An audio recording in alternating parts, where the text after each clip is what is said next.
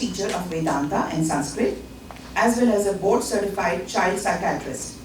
With over 40 years of teaching experience internationally, he currently conducts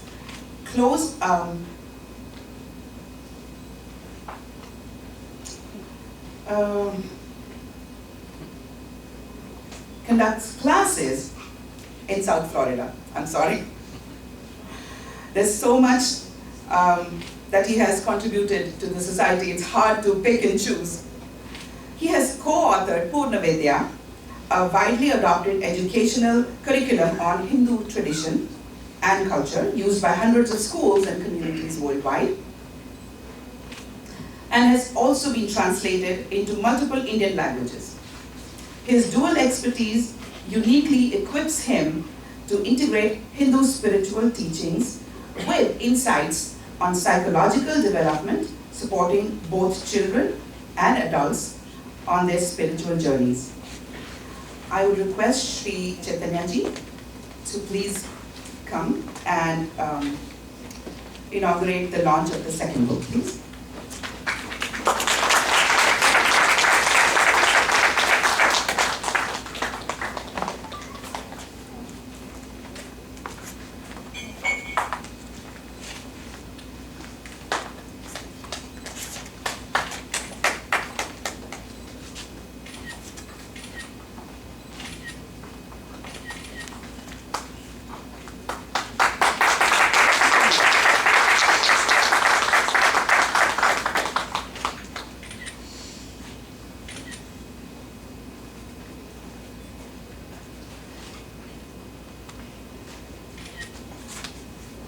I would like to add, the book is called Quest and Reflections of Shakti Tattva by Dr. Raina.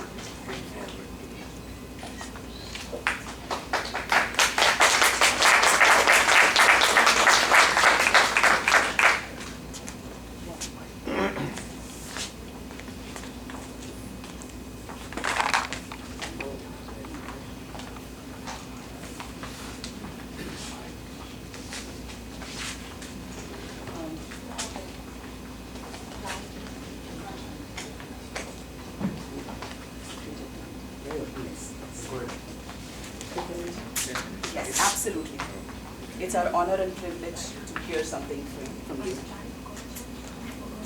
Thank you. First of all, I'd like to congratulate Dr. Raina ji on this the wonderful work that he has been doing. I really am not directly familiar with with him or his what he has been in this area. I'm new to Florida relatively, but this is something which is amazing, and really for people to be thankful that he's been able to share, and he continues to share his learning, his wisdom, his teachings, and his experiences of life. And so important for us, in order to be exposed to our traditions, some of which are not simple to understand. I'll talk a little bit about, this is a book that I've released, Quest and Reflections of Shakti Tattva. The title itself sounds a little bit scary. So generally, sometimes I was wondering actually this morning, we worship in our tradition, we worship gods, we worship goddesses, as mother, father. It's interesting that, usually, for the most part, mother is someone who's relatively easy to relate to. Father, generally, people may feel somewhat intimidated. But then when it comes to Bhagavan, here, so we are so familiar with forms of worship in terms of all the gods. Whereas when it comes to goddesses, Devi, worship of Devi, worship of Mother, worship of Shakti, it all looks somewhat overwhelming, abstract. esoteric, mystical. This is the general impression in the minds of a lot of people. But it's really not so. It's not so. It seems that way, in our religious traditions. We really worship God, not just as male and female gods, goddesses. It's really not about gender. Not about gender. It's interesting sometimes, we people talk about Indians, right? And then some Indians are chauvinistic. And then the men, especially. So the men will then say, no, that's not true in our culture, because we worship goddesses. We worship women as goddesses, in the form of goddesses. So we are not chauvinistic. Well, it is really not about being chauvinistic or feministic. It's about really being able to recognize divinity in all that there is. It transcends everything and it is present in everything. So, both have to be understood and for which and recognized. It's not that there is something so mysterious. Bhagavan can't be mysterious. It doesn't make sense. Doesn't make sense. It can't be so difficult to reach and recognize or relate to, at least, in some form or the other. Because we are all connected to the Almighty. We are all connected to Parameshwara. And so if I can't recognize, imagine if we are able to not connect with our parents, what is that going to be like? After all, what is Bhagavan?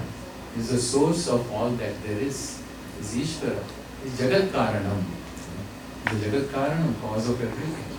And so, and for us, everything means everything. There are many traditions in our religious tradition, the Vedic tradition, that we invoke Bhagavan, we invoke the sacred, the divine, in different forms, As you know, there is Vaishnava Sampradaya, there is Shaiva Sampradaya, there is Shakta Sampradaya. All these traditions are there. There is knowledge involved in it. For a human being, spiritual pursuit and growth is natural. It is natural because that is what we seek in life. We seek to know. We seek to know about ourselves. If it's difficult to relate to, just imagine being an orphan. What does an orphan do? Being someone who doesn't know their parents, someone who's adopted. And look at the urge in them to know where they've come from. Who was my father? Who was my mother? This is something very inherent and basic, which is there in every human being. So the search to know our cause, where we come from, it is something which is natural to all of us. And if that was so, can it be so mysterious? Can Bhagavan be, what kind of a Bhagavan is that going to be that makes himself unavailable to people, and then only once in a blue moon somebody happens to get to a point where he recognizes, oh, this is what it is. Doesn't make sense to me. It is something which is simple, but there is a process. Growth involves a process, and that process is what we need to be exposed to, and that is the role of religious traditions. They give us the process. There is Shruti based, knowledge is involved. We have to know, how can I relate to anything properly, appropriately, unless I know what I am relating to. The more I know, the more I understand something, the better I am able to relate to it. It may be an object, it may be a person, it may be a relative, it may be my spouse, my child, anybody. The better I know what I am relating to, the more realistic and the more accurate and the more sensible is the relationship. And the same holds true for our source, the divine source from which we have all come. And so, but we have to know. And that knowing aspect of it is something which comes from our traditions, okay? From the Siddhantas. The knowledge is there, Shruti based. It's all based on the scriptural knowledge, which is what we talk about. Shaiva Sampradaya is there, Shakta Sampradaya is there, and so they teach us what is the nature of that which I am relating to, how to seek. And then the relating part of it they say. So Bhagwan, it's all communication, right? In relating this communication, how do I communicate to Bhagwan? How do I communicate to Devi? So I communicate to her, I communicate to him by in the form of prayers. They say, Bhagwan, how does Bhagwan communicate? He doesn't listen to me, he listens to me. Well, Bhagwan communicates to us through the scriptures by making himself recognizable, making herself recognizable. And we relate to the Lord, we communicate to the Almighty through our prayers in the form of worship. And then worship is also of different kinds. So some look simple, some look straightforward, some looks a little more abstract. And so why is that so? What are these mantras and yantras and tantras and all these kinds of things? Esoteric, I don't understand. Some actions that seem strange. How do I communicate? Do I communicate with my words? Do I communicate with actions? Do I communicate with... How do I communicate with the divine? So there are different forms because the Almighty is not only transcendent and immanent also. It's not only transcendent. If Bhagavan was transcendent only, then Bhagavan would be remote and unavailable. And in order for me to recognize him, I would have to go through means which are not recognizable. But it's also immanent. It is always there. So Chiti Rupena Ya. So idam ritat prap this vyapyam sarvam jagat. She says, in the form I am available, in the form of Chit Swarupa. This one. Mata. So she's there, available. I need to open my eyes to be able to see it and just know how to open them. So this is where all these different forms of worship come into the picture. And so because to help me move from the concrete to the abstract, I don't have to go away from the concrete to get to the abstract. Sometimes itself, this whole concept of outside the scope of senses doesn't mean it doesn't include the senses. That's the immanent aspect of it. So thus, in all these different ways we worship, they're all there in a tradition to widen the scope, to include every person. It's like language. I speak, I'm a child psychiatrist. I work with children, preschoolers. I work with adults, with elderly people. So teaching them different things. And we use the same language, it's all in English, but it's also different languages. It's a language of understanding. It's a language of the cognitive capacity to understand. And so we communicate, maybe the same language, but they are different languages. Each language has a language within, depending on my mind, my state of maturity. And so I don't speak to the same way. As you speak to a child, as you speak to an adult, you speak different things. But when you speak the truth, you speak the truth. The truth always is the same. The forms of communication are different, the forms of relating are different, and that is the beauty of our tradition. And so, this tattvam, I just conclude with this, Shakti, in the Shakta tradition. So just the word tattvam, it talks of categories. We categorize things in life, because that is how we learn to relate to the world. But then tattvan also means the essence. So what is the essence of something?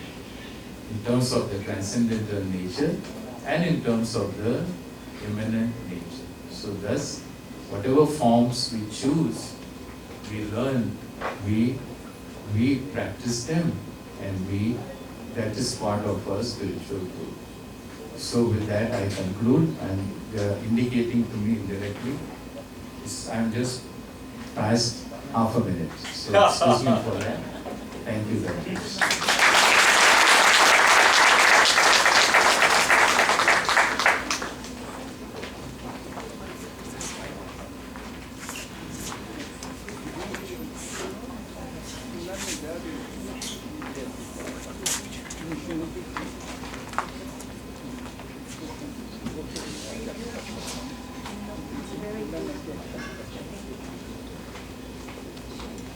you, Shri Chaitanya. As you all know, Dr. Raina hails from Kashmir, which has been a seat of education for thousands of years. Dr. Raina has been so ambitious to bring back Kashmiri culture to the mainstream by his various literary contributions, whether it is transcreation or translation. We now have a video message from Padma Shri, Professor Soporiji for Dr. Raina at this occasion. Before we watch the video, I would like to mention something about Professor Soporiji. Professor Sudhir K. Sopori is an emeritus senior scientist and former director of the International Center for Genetic Engineering and Biotechnology in New Delhi. With a distinguished academic career including roles as Vice Chancellor of Jawaharlal Nehru University and Professor at its School of Life Sciences, he has published extensively.